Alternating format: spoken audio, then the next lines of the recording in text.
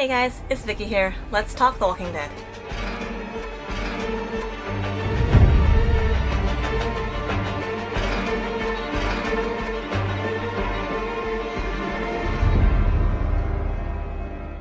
So in this video, I'm going to be talking all about the 6th episode of the final season of The Walking Dead. This episode's title is called On the Inside, and I highly suggest, if you have not watched the episode already, to watch it first and then come back here to watch this video, because I'm going to be deep diving into every scene of this episode. So to avoid major spoilers, go watch that episode first and then come back here and see if you agree or disagree with what I have to say. Now with all that being said, let's get straight into it. Now this episode starts off with people that we have not seen all season. Connie and Virgil are running away from something in the woods. They reach a large house and take cover there from whoever or whatever is chasing them. Now I'm actually super happy that we get to see Connie in action again, since we haven't really seen her since the end of season 10, and I mean like the official end of season 10, which was episode 16.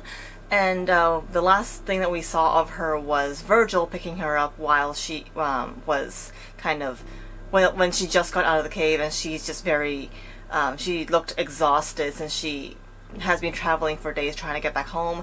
And my initial thought of that was a little worrying, just because I thought that Virgil was still kind of crazy and that he would have done something to Connie to prevent her from coming back home. But I'm really glad that that doesn't seem to be the case, since Virgil and Connie are running away together rather than Connie running away from Virgil. Now I really like that these opening minutes they revolve around Connie and Virgil, just because I feel like it's an indirect follow-through of the previous episode, since the ending scene of last week's episode was what's his name? Keith, that the Whisperer told Carol, Aaron, Jerry, and Lydia that he saw Connie coming out of the cave. So for them to follow through and show Connie and that she's alive with Virgil is, I think, is a very good follow through into this episode. After the opening minutes, Carol and Aaron are planning their route to search for Connie when Magna comes up to them and asks if they have seen Kelly. The scene then jumps to Kelly riding on a horse in search of Connie. Now, although this scene, or these two scenes put together, are rather short, but it really does get us straight to the point. Since when Carol is talking with Aaron, she's basically arguing with him that they should go now and not wait for the council to come to a decision, because Connie can't wait any longer. She's been out there long enough, and they need to go find her right now. And then with Kelly, obviously, she already charged out without telling anybody, not even telling Magna. And she's out there, she's desperate, she's looking for her sister, and she's very, very determined to find her. The scene then jumps back to Connie, who was looking out the cracks of the boarded up window of the house. Virgil has been scoping out the house. Then he comes back to tell Connie that it seems that they're safe now. Virgil keeps urging Connie to rest, but Connie refuses, telling him that they're not safe. She goes to search the house again because she doesn't think they're alone. So throughout this episode, or at least throughout Connie's section of this episode, the sound design is absolutely amazing. It's brilliant, and I absolutely love how they did it. This one scene in particular, where Virgil is going throughout the house, as he's searching, he is scared, and the background music kind of reflects that, because throughout the music there is a consistent beat, and it sounds like a very tense heartbeat. And I'm obviously not saying that this is Virgil's own heartbeat. It's just, it brings us to a very tense and eerie type of setting, and that's exactly what I felt from the scene, and I found that that was a perfect add-on for the atmosphere of the scene. Now, when Virgil comes back to Connie to tell her that he's scoped out the house and there doesn't seem to be anyone in the house, I get that he's trying to reassure her, and then he writes down that she needs to rest since she hasn't slept in days. The only thing that I think he should have done was write down that he scoped around the house, because he obviously does not know sign language, or that they really showed in the scene. He doesn't really know sign language, and so when he basically tries to sign that he's scoped all over the house and that there's no one there, Connie doesn't exactly understand what he's trying to say, and she gets even more frustrated when all he tells her that she can understand is for her to sleep, for her to rest. And she doesn't feel safe in the house, so how can she rest? And the only thing that I think Virgil should have actually done was write down that he already looked all over the place and he didn't find anybody, so they should be alone. And that could have helped reassure Connie a lot more, rather than just writing down for her to rest and nothing else of comfort to her, basically. And when Connie looks out of the window again, she has like glimpses of like walkers of when she was trapped in the cave, and it looks to me like she's having a case of PTSD. And I'm a little worried about this, since the last person that we saw have PTSD, it didn't really end well for him, and I'm really hoping that the show writers are not going through any type of PTSD pattern, otherwise I'm going to be very scared for Connie. We next jump to the Reapers, and Frost is getting tortured by Carver. Pope then makes Daryl go in and torture Frost to get more information. He starts by strangling Frost, but Carver calls him out and says that they're going to have a problem if Daryl kills him. Daryl then tells Frost to give them a location, making him an offer that the pain will stop if he does. Frost, of course, does not take the offer, and Daryl gets his knife while Carver takes out his gun. Frost warns Daryl about the gun, and Daryl has no choice but to cut off one of Frost's fingers. Frost begs for him to stop and then tells him a location. Pope orders Leia, Carver, and Daryl to take a squad to scope it out and see if Frost is telling the truth. Now, this scene was actually really, really hard to watch, just because you can just tell Daryl does not want to do any of this. He does not want to hurt Frost, but he knows that he has to. So I think that when Daryl goes in and when he first starts strangling Frost, what's going through his head is, maybe if I knock this guy out by strangling him, this can all stop for the time being and can give Frost a break. And I think that's what's going through his head. But then Carver just steps in and he's like, nope, we gotta do this now. And although this scene, yeah, it was hard to watch, but then I still really liked it because it does show that Frost and Daryl are still on the same page. Frost knows that Daryl has to do what he's about to do, because if he doesn't, both of them are probably going to die.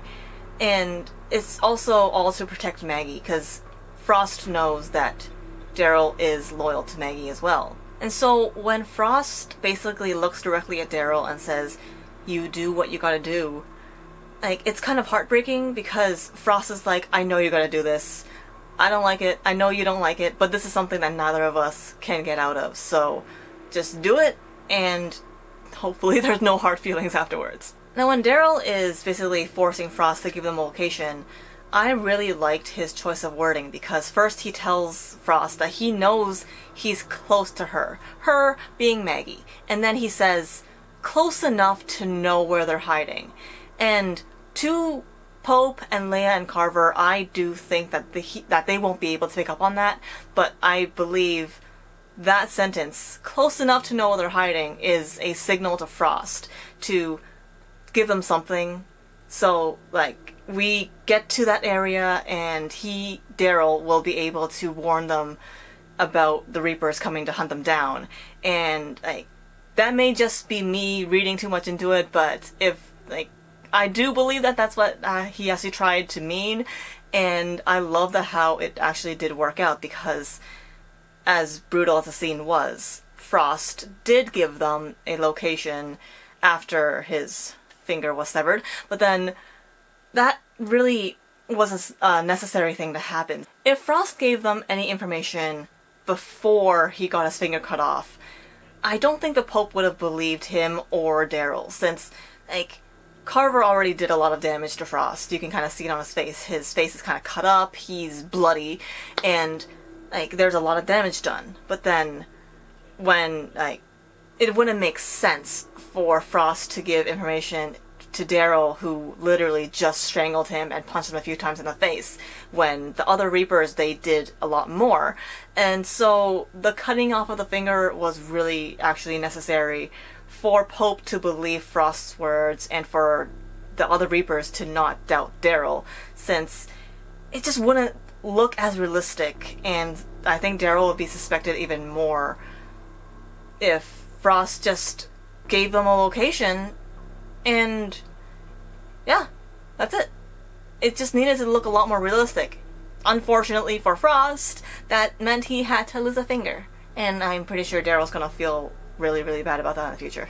Also, I don't think that Frost would have actually said anything, even if all of his fingers were cut off, if it wasn't Daryl doing it. Since I think that Frost really does trust Daryl, that if he gives them a location, Daryl's going to be able to warn them first, since Daryl proves himself to Frost that he's smart as hell, since, like, the first thing that he did was signal Frost, like, okay, I'm going to try to be one with these guys, and I'm going to be a double agent, basically, so just play along with it. Unfortunately, I'm going to have to cut off your finger, but the others will be safe. It's all I'm trying to say. I think that's what's happening. Right? Right. Next, we jump to Connie checking the house. She finds photographs all over the walls with the eyes scratched out.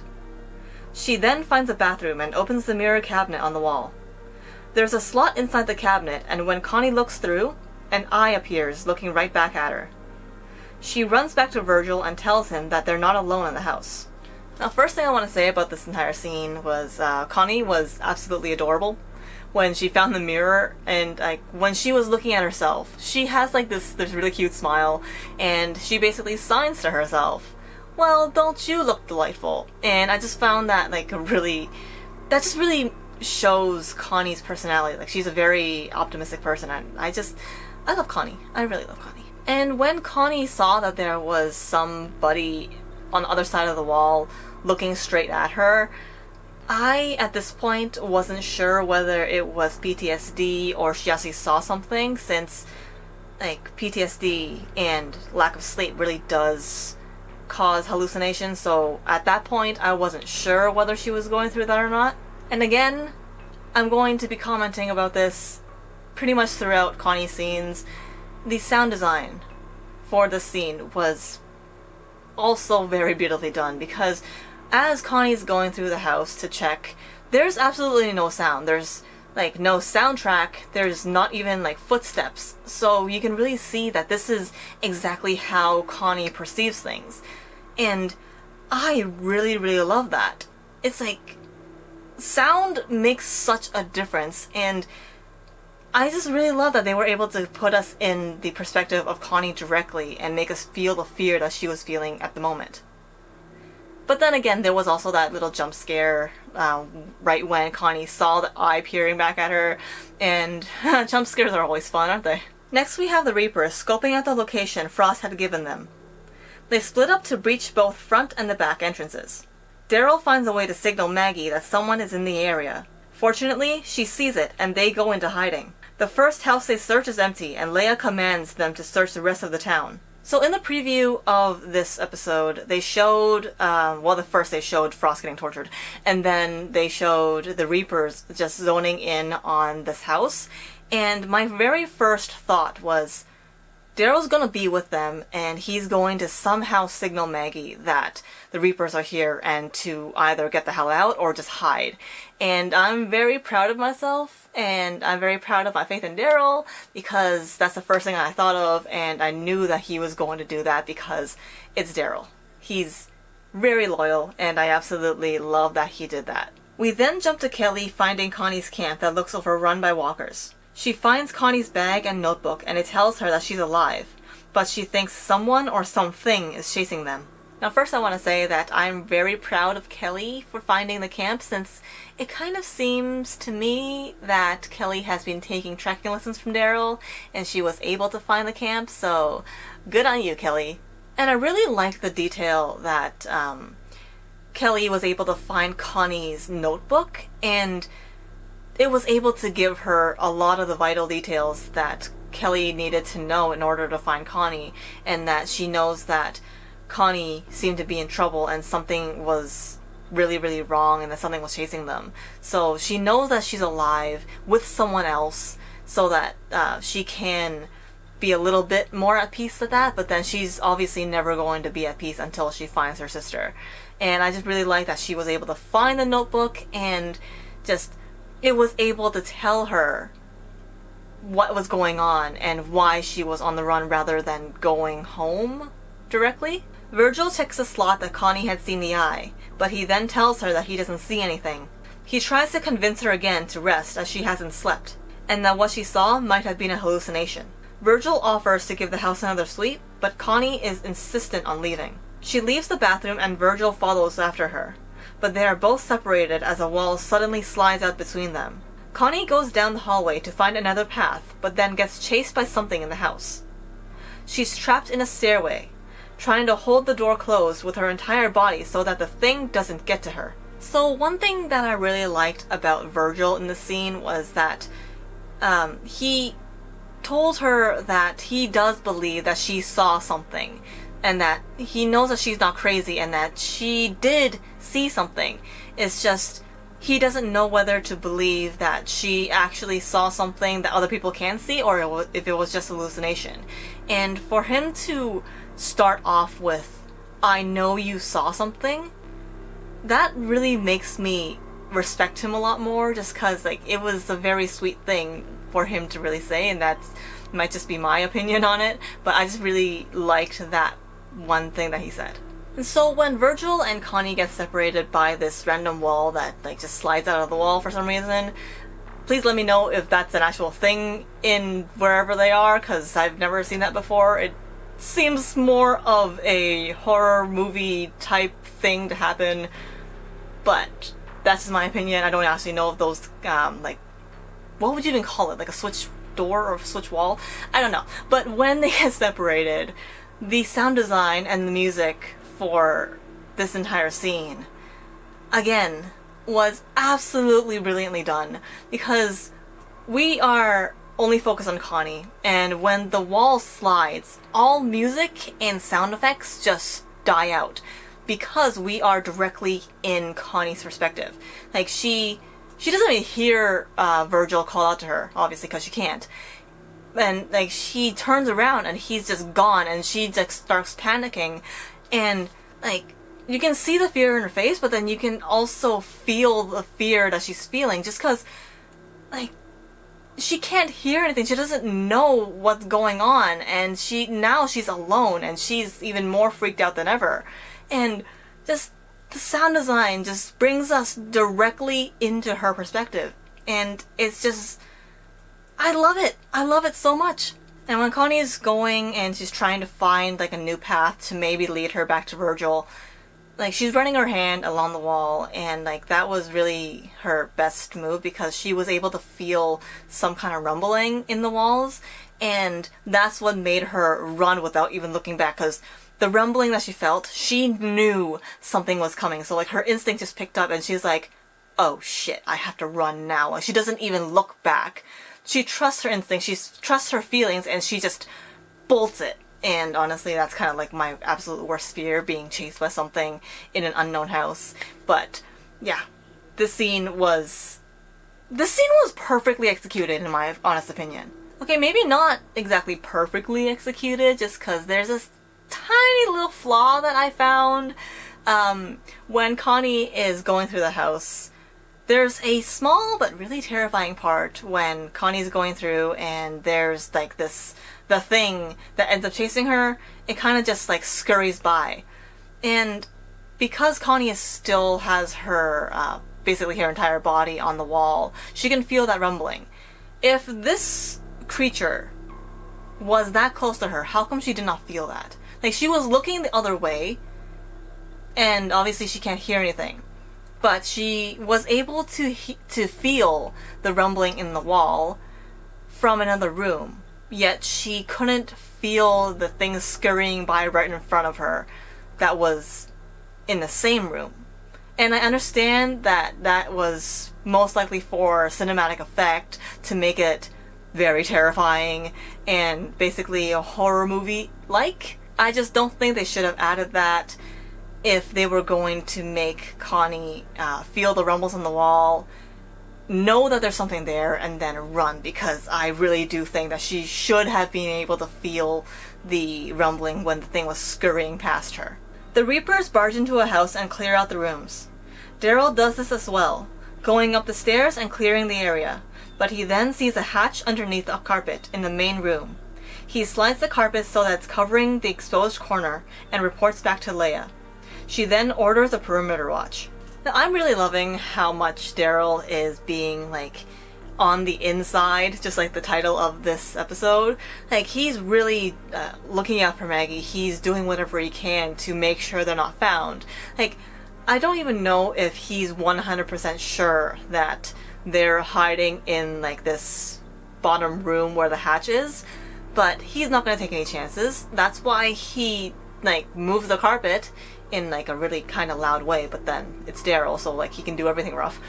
And, like, I just really like how he just does that without even thinking it, because he's like, they might be down there. I'm gonna hide this hatch, like, whether they're in there or not, just so that they can not be found, and I really, really like that. And then there's also, like, a transition between Daryl moving the carpet, and then there's, like, a small shot of inside the hatch, like a small slit of where the hatch is, and we can see Maggie's face, and that's how we know, oh, they really are in there. And I honestly really like that transition. It just, to me, it looked really cool. I might just be really lame for thinking that, but to me, it was cool. So, yeah. And one thing that I kind of want to point out that I am kind of glad didn't happen, but then I kind of wanted to see it happen, just because I wanted to see more of Dog, but it's a good thing that the Reapers did not think of bringing Dog. I'm surprised Leia didn't think of bringing Dog, because Dog can sniff out people. So if they brought Dog, he would have been pawing at the carpet, and they would not have been able to get out in time anyway. And it's just, it's a good thing they didn't bring Dog, but at the same time, I do miss Dog. I hope we see Dog in the next few episodes, because I really miss Dog. Carol, Magna, and Rosita find Kelly in the woods. Kelly tells them that she found Connie's camp, and shows them her notebook. Carol reassures Kelly that they're going to find Connie before anything can happen to her. Right now, this scene was very short, but it was very emotional, especially with Kelly breaking down at the thought of anything happening to her sister. But then Carol steps in and tells her that nothing's going to happen to Connie, and that we're going to find her before anything does. And I really like that Carol is so determined and motivated to find Connie, and mainly to also comfort Kelly. And obviously that is all from the guilt that she feels. And I think that Carol, she feels completely responsible for all of this happening. Because, well, in reality, if Carol didn't blow up the cave, Connie wouldn't have been trapped in the cave, she wouldn't be missing, and so Carol feels that all of that is on her. And I feel like she's really trying to redeem herself, and I don't think she would ever be able to forgive herself if something actually did happen to Connie. So that's why I think Carol is really, really banking on Connie being okay. We're brought back to the stairway Connie is trapped in, and the thing that was chasing her seems to give up. She goes down the stairway and it leads to the basement of the house. The ceiling seems to shake, and Connie finds her way into a vent where she climbs in and gets into the walls. Virgil is running away from whatever it is in the house, and Connie manages to find the room that he's in, but she's in the wall. Connie continuously hits the wall to get his attention, but then sees that there's a creature behind Virgil. She tries to warn him, but it jumps on him. Virgil ends up stabbing the creature and it escapes. Virgil then goes over to the wall where Connie is and stabs at it.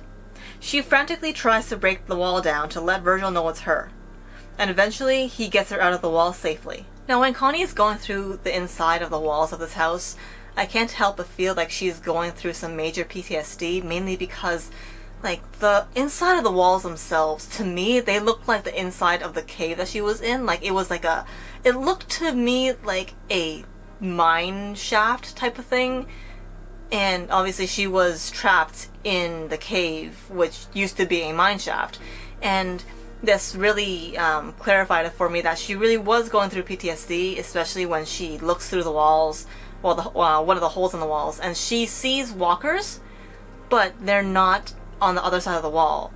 Because when she sees them, like, she backs away and, like, all she sees are the walkers that were in the cave. So that's my confirmation of her going through some major PTSD. I really hope that this episode is like the last of her PTSD, mainly because I don't want her to end up like someone else who I also really liked. But yeah. Now when Connie, she finds Virgil's room and she starts like hitting the wall just to get his attention, I think that that was one of the worst case scenarios to actually put her in, just because Virgil just got chased by a bunch of monster creature things.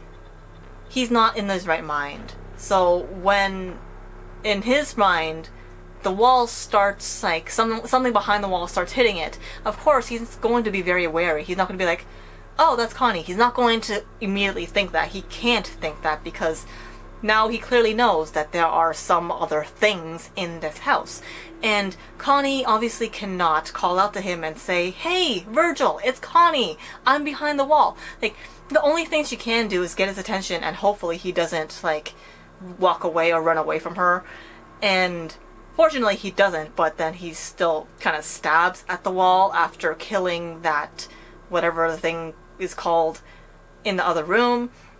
But I can definitely understand why he would stab at it, just because he was literally just attacked and about to be killed by this thing. So, like, for Virgil to do that, I don't blame him at all. I'm just very glad that when he did, he stabbed at all the wrong places so that Connie was not hurt and she was able to just, like, pick at the stab, not wounds because it's a wall, like the breakings of the wall, and just, like, rip apart the wall so that Virgil can finally see that it's her behind the wall rather than something else that's trying to kill them. And I'm just gonna keep calling these creatures because to me that's exactly what they are. They're not walkers because, well, they're not dead, but I wouldn't exactly call them human either, because they're not. They're basically feral creatures is the best way I can put it. So I'm just gonna keep calling them creatures.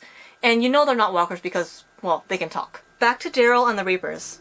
Daryl keeps trying to convince Carver and Leia that Maggie's group had run. He says out loud that the Reapers have approximately 20 people in their town, and that they have walls and weapons, and that they'd see them from a mile away. Leia agrees and says that they should move on, but Carver isn't having it, and calls out Daryl. Leia rebuttals and calls him out for having her back, but didn't when she was thrown into a cabin to burn. Carver tries to convince her that Daryl doesn't care about any of them, and Daryl confirms it. But he says that out of the Reapers, he's there for Leia only, and that Pope scares him. Leia gives the order to leave, but Carver manages to see the little corner of the hatch under the carpet, and they reveal it. Opening the hatch, but they see that it's empty. The scene then cuts to Maggie and the others escaping the house. Now, I may be a little biased for thinking this, but I think that here, Daryl is a complete genius. Like, not only in the scene, but then when he's basically with all the Reapers, he's not acting like himself. Like, he's acting like a version of himself that talks a lot. And the Daryl that we all love and know, he barely ever talks. And when he does, he says the most important things. Like, he gets straight to the point. But then I find that when he's talking to the Reapers or to Leia and Carver here, that he's kind of just rambling on and, like, saying things that aren't exactly to the point. And I really like that, because I think he's planning it so that if he can talk out loud to get information to Maggie, then he can do that just by rambling on and on and on, just like how he's doing now. Like I said before, he doesn't know 100% that Maggie is in this hatch. Like, they could be, they could not be, but he's taking that chance, and he's saying it out loud for them to know. And I really like that he does that in this way, and none of them are really catching on and really suspecting him to be relaying information like this. And I find that really smart. That may just be, like, my bias towards him, but I find that really, really smart and, like, good technique for him to use. Oh yeah, and then it turns out that I was wrong about Leia knowing that the cabin was going to be lit on fire, since she kind of gives Carver shit about it. But it really did seem like she knew when she walked back to her people. Like, why would she still be okay with that? And in the scene when Daryl says that he's there for Leia and that he only cares for her out of the Reapers, I think that that is partly true. That, like, yeah, out of all the people in the Reapers, obviously he only cares about her.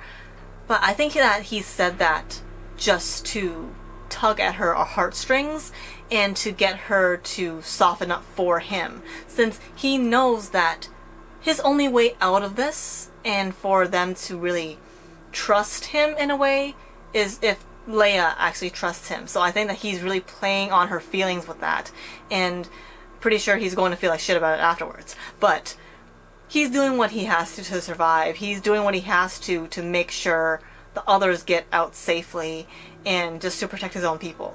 Also, I just want to add that if Leia really did know who Daryl was, then she would have immediately picked up that he's acting weird. Since in this episode, he is acting really differently than what we know of Daryl, since he's talking a lot. This man barely ever talks. And so for her not to pick up on that kind of makes me wonder, how much does she actually know the real Daryl? And the last thing I want to pick at for the scene is my theory on Carver. I have two theories on him. One is that he has unrequited feelings for Leia, and that he's jealous of Daryl, which is why he keeps on giving him shit. I don't see any of the Reapers giving him as much shit as Carver has, but then that leads to my second theory of he's just the single personification of how all of the Reapers feel about Daryl, if you know what I mean. But from the conversation that they had here in this house, when Carver brings up that he was there for Leia when Daryl left, really makes me think that it's that he has feelings for Leia rather than he's just one of those people who don't like Daryl just because he doesn't trust him. Connie and Virgil are in the house, waiting out the oncoming storm. Virgil tells Connie to run for it and leave him behind so that she can find her family again. But Connie refuses to leave him. The creatures seem to be acting up again, and the two of them try to escape the house. One of the creatures managed to injure Virgil, but Connie drags him away. They make it to the front entrance, but the creatures surround them. Cornered, Connie guts the walker in front of her and uses the blood and guts trick before opening the door and letting walkers flood into the house, using her body as a shield for Virgil as walkers eat the creatures. Connie then carries Virgil outside when one of the creatures makes it out, but is shot dead before it can get to Connie. Kelly finally finds Connie and the sisters are reunited. So when Connie and Virgil are having like their little conversation and Virgil's basically telling her to leave him behind so that she can find her sister again, I couldn't help but feel that there's like some kind of romantic bond forming between them, especially when Virgil tells Connie that when Michonne led him down a path, it led him straight to her. I don't know, it was just like a little weird feeling. Not really a weird feeling, it's just one of those things that you can kind of pick up on. I may be wrong about it. Like, it might just be one-sided, though, just because Virgil might like Connie, but then he should be mourning his wife some more. I don't know. But at the same time, we were shown that Connie does have feelings for Daryl in Season 10, but I don't know exactly how they're gonna go on with this, just because this scene had kind of a romance feel to it. I'm really happy that they're showing more and more of Connie's like smart and like quick thinking side, just because she knew that they were surrounded by these creatures inside the house, and she also knew that there's walkers outside the house. So she took a look at her surroundings and she saw the dead walker. She knows that the blood and guts trick works. So like the first thing she does is dissect this walker or the dead walker on the ground, and she just puts all the guts on her and basically opens the door to let the walkers walk in, killing the creatures that are trying to kill them. And it's just, that was so beautifully executed, especially because of how the writers set this entire thing up. Because in the very beginning of the episode, when they find this house, Connie, or was it Virgil, one of them kills the walker, and it's in the hallway of this house. if that walker wasn't there, like, Connie could not have done that. So, like, the planning, the setup of this entire scene was amazing, and I really, really liked that setup, and it was great. It was really great. Okay, and with Connie and Kelly's reunion, I loved it. And at the same time, I kind of hated it because it was so sad, but also very warm and loving at the same time. And I'm not gonna lie, I definitely cried when this happened. And, like, even just thinking about it, I'm getting really emotional because Kelly, she tells Connie that she is sorry. And, like, you can just tell it's like, she's apologizing for not being able to find her sooner, and she feels so bad about it. And oh my god, I loved how this scene went, and I don't think they could have done it in a better way, since literally Kelly had just saved Connie, and like she's like, I'm sorry, I should have been there, I should have gotten you out of the cave sooner. Like, it was just so beautiful, and I love it. I need to see more of these two sisters, and I just need Connie to reassure Kelly that it's okay, that they're safe together and they're not going to be separated again. The final scene of this episode is Daryl, Leia, and Carver reporting back to Pope that Maggie's group was there, but now they're gone. Pope lets them know that he continued the interrogation with Frost, and he got everything he needed from him. Pope then walks inside with Carver, leaving Leia outside with Daryl, looking at a walker that used to be Frost, strapped to the fence. Okay, now we have confirmation that Frost is officially dead. And I'm very sad about that because I really liked Frost. I loved his compatibility or chemistry. One of those two words with Daryl that he had, because they worked really, really, really well together, because they were able to speak without words. They were able to communicate without words, and now Frost is gone, and now Daryl's gonna feel even more shit about it because he wasn't able to prevent it. He did what he could, but he couldn't prevent it in the end, and you're gonna feel bad about it, aren't you? And then when the Pope tells them that he got everything he needed out of Frost, he's looking right at Daryl.